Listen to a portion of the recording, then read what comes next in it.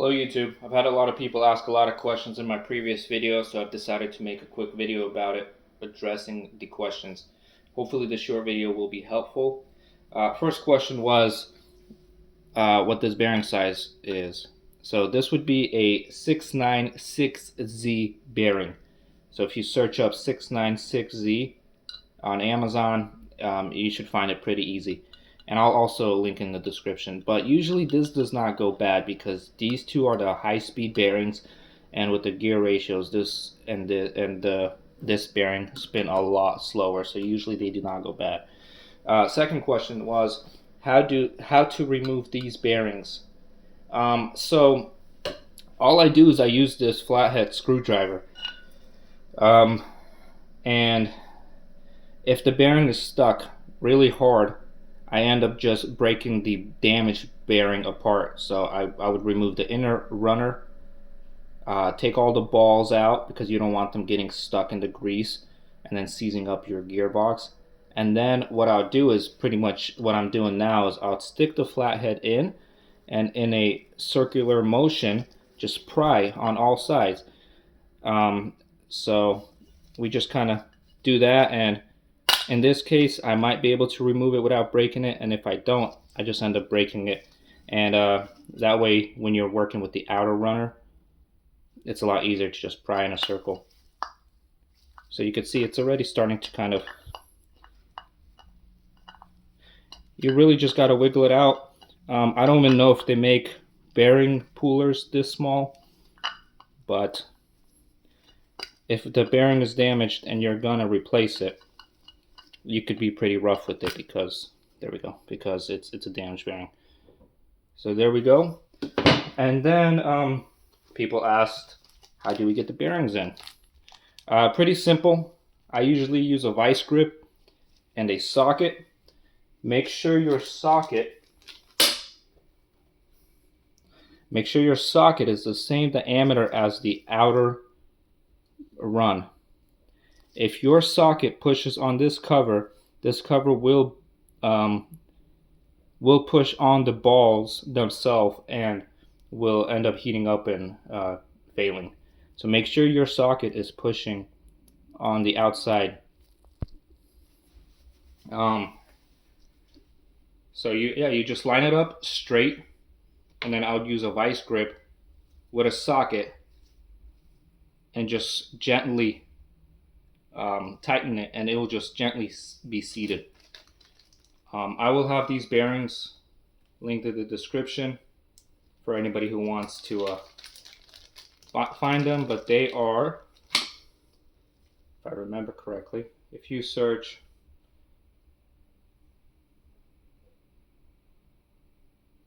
I believe, I will leave them in the description. I do not want to give you the wrong number, but they are also in my in the description on my old video. So yeah, I would just line it up straight, use a socket that pushes on the outer edge of the runner, and slowly, either if you don't have a vice grip, maybe tap it in gently. I'm not sure how you would do it without a vice grip. Third question, and this seems to be a very big issue. Half of the ice machines I work with, we have this.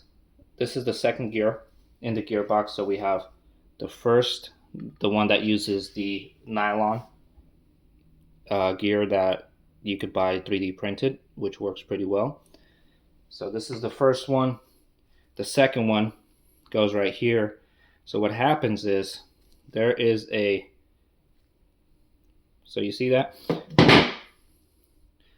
That shaft is supposed to have a metal, I would say shaft runner. I'm not sure exactly what it is, but it's supposed to be that thickness. So that broke off, and that broke off from a failed bearing. And when the bearing is failed, it spins, there's too much resistance, it starts to hit the bearing a little, and then it breaks off. Some people suggested aluminum foil. That breaks apart pretty quickly. So what I started doing is I started to use epoxy, JB Weld. Now this is a 5-minute, this sets in 5 minutes and cures in 1 hour. So you have to do this quick, but we will go ahead and do this now.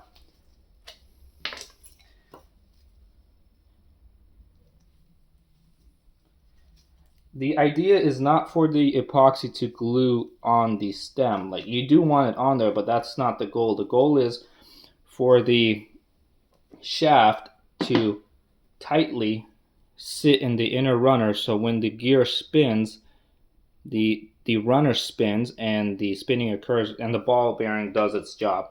So we go ahead and we just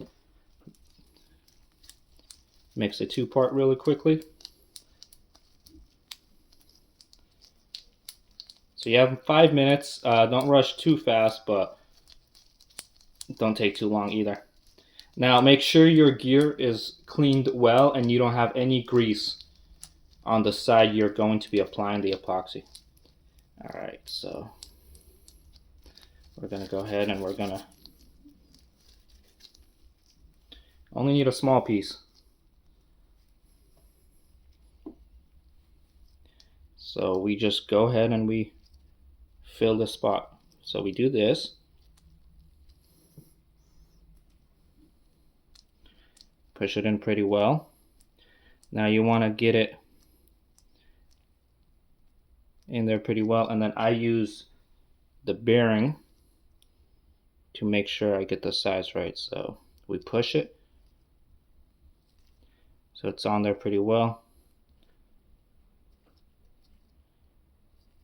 and then gently pull it out.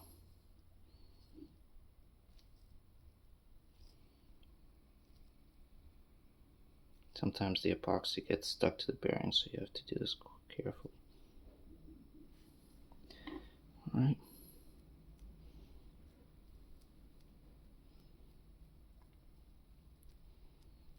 So we took all the excess off, and then we'll do it one more time to make sure that it's on evenly. Make sure the epoxy does not get stuck on your good bearing. I would do this, honestly, if you took off your bad bearing, maybe use that runner. Like I have. This is from one of my older gearbox. So this is the runner. You could just use this instead of a good bearing.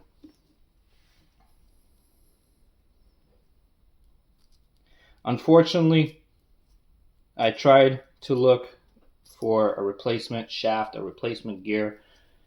I couldn't find anything. I contacted Linux. So these gearboxes are not made by GE. They buy them from I believe a Chinese company called Linux. I contacted them multiple times. They did not respond. Unfortunately, I contacted them about buying gearboxes from them complete. I contacted them about getting parts. I did not get a response. So I guess it's up to us to figure out how to fix these amazing machines, but unfortunately they have too many issues. So I went ahead and I got the runner from an old bearing, and just kind of make sure that this is on tight, and then we just yeah. So this is good. Give it about an hour to cure, and this will work pretty well. Let's see if we could get a closer video.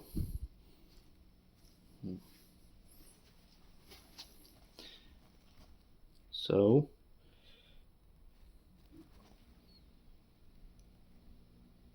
it's not the best, but it works. I've had the machines running for about 3 weeks without an issue with this solution. I'm just kind of cleaning up the edges just so it kind of